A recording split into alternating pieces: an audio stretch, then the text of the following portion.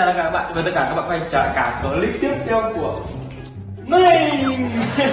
Đấy các bạn, đấy thì hôm qua mình được tiền là có chơi chốt giải với cả anh em Ngọc anh em ạ. Đấy để lộ hết cả cái vòng 1, vòng 2, vòng 3 có ra chơi của anh em bằng 100.000 nhiều quá, anh em nói nhiều quá anh em, để cuối cùng bây giờ nó dỗi mình mà trong khi là mấy ngày hôm nay là bom là toàn xuống ngủ với bố mẹ mình, nhưng mà hôm nay là nó đuổi mình ra phòng, nó không cho mình ngủ với nó nữa rồi, thì nó thay vào vị trí đấy, nó thay vào là thằng bom anh em ạ. Nên là hôm nay này mình cười gì nữa quá nữa cười nữa. Đấy thì bây giờ bom này ngủ với nó, còn là tại bún hôm nay xuống được thay thế vị trí, vì đáng nghĩa là hồi xưa là bún là toàn ngủ bố mẹ mình thôi, nhưng mà thời gian gần đây là nó toàn là bú ti mẹ nó, là bú ti con này không giảm là khóc đợt cười con đứa sắp họ này. Đó. Cái gì? À không, cái con Xinh gái lớn tôi chưa?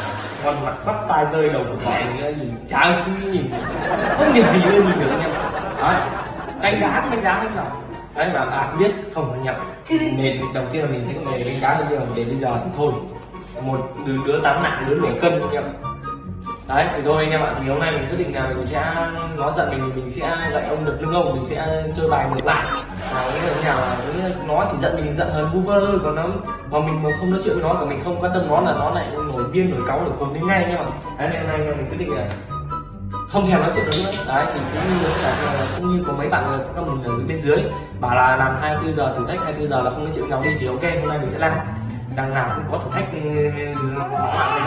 con bom nó khóc phải quát cho nó biết. Đây thì ok, cái Ngọc cái tại trên phòng mà vừa mình mới về các bạn, thì ok hôm nay bố dẫn mẹ ăn ra bố không bố? Không à?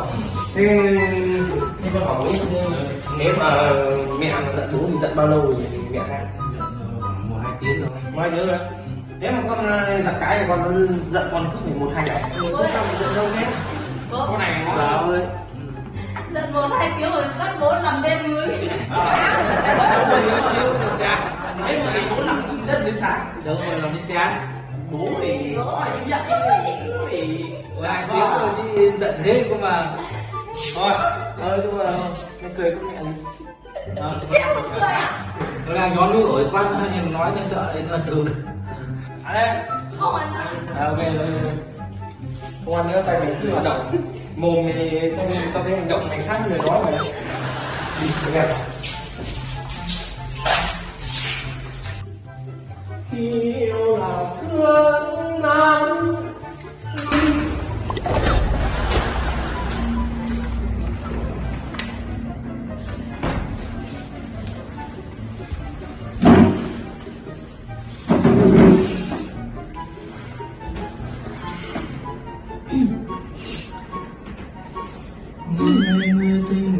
Cứ biết tim anh nghe rồi.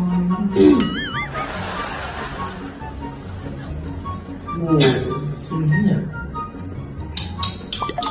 Con này làm đã ai? Ôi xồi ôi.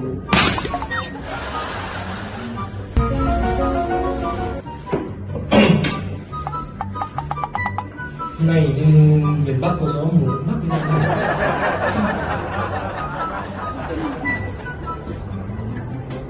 Đi đâu? Đi đâu? Đi đâu mà dám về?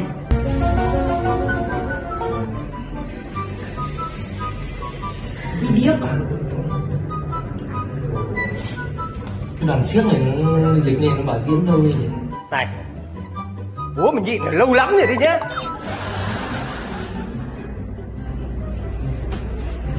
Phải đó.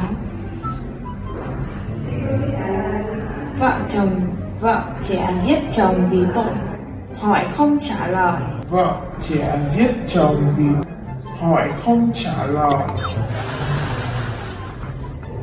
Đi đâu? Vợ chặt xác chồng làm 7 khúc, vất trong thùng cát tông vì hỏi tiếp tục không trả lời. Nhiều người nói hơi phết. Đi đâu? Vậy ông đập lưng ông. Nó là cạo râu đấy nha.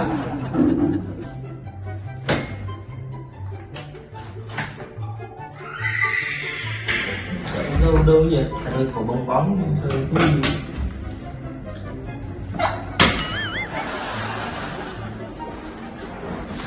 Bon. Ít bóng cười.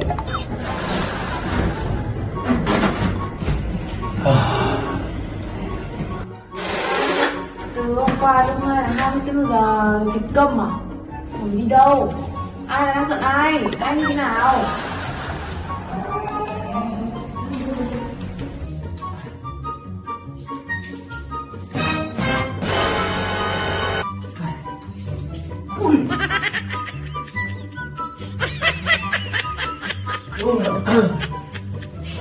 Vệ sinh môi mắt. Đâu cơ mà?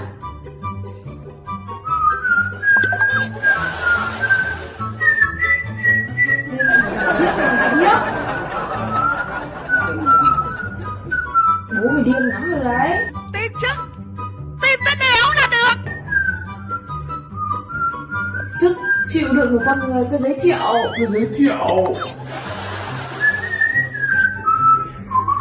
Đi đâu?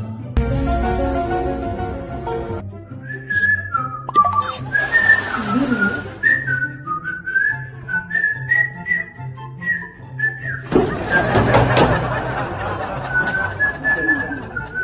Chúng nó ổn thế.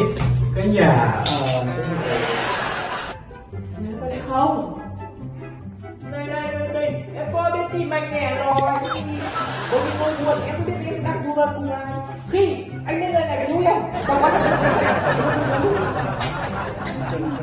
Đây gọi là cứ hôn thần trưởng không? Một bác bắt tối á. Đúng bảo thế này. Ngon quá. Nhờ mình đi đặt tác chủ xem mình. Bố có thích ăn như lai thần trưởng không? Này, bác cho một phát giữ. Như lai thần trưởng này có tác dụng là quạt hết cả những cái những cái dung dịch màu trắng trong ra ngoài, phải không? Trên đấy sẽ có một cái gì ạ?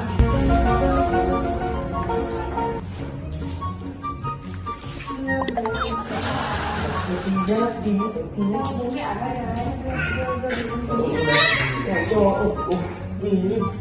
Đưa em đi. Đây này không mẹ bố.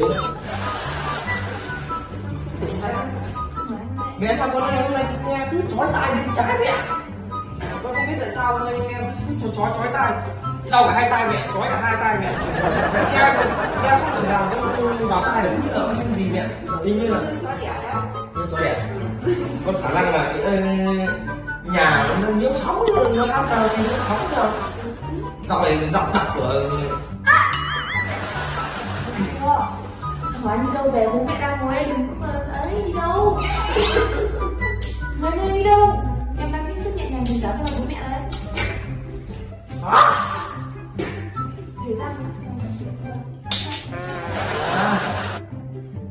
đi đâu? Bị điếc à? Nhà này siết rồi. Đi trên này có giới thiệu. Bố này nghe sửa răng nhé. Nào cho nên bác sửa răng nhé. Và bác sửa răng cho bố nào. Sửa răng nhé. Nghe không bác? Cho anh chưa với nhang nhỉ. Em chưa với nhang. Nghe nè. Nó cũng sao con ra mẹ mình nghĩ tí được không? Con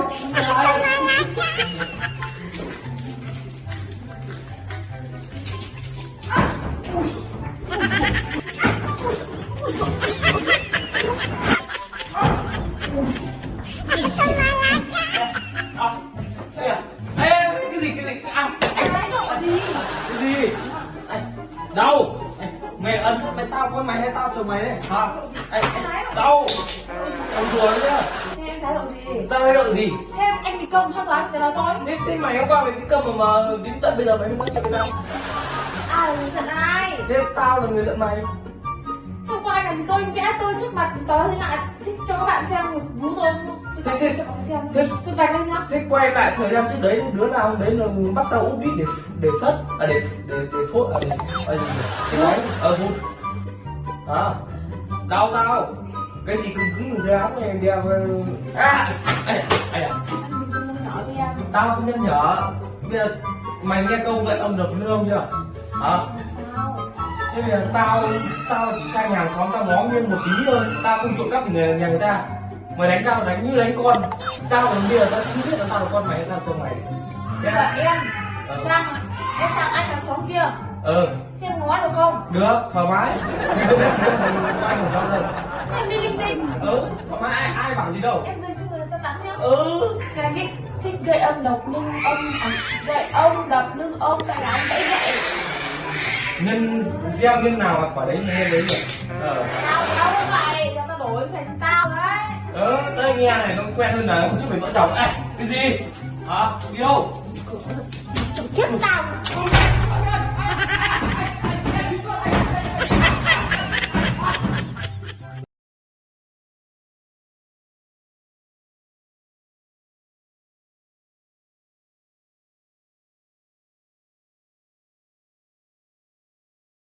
Ồ, xinh thế nhỉ?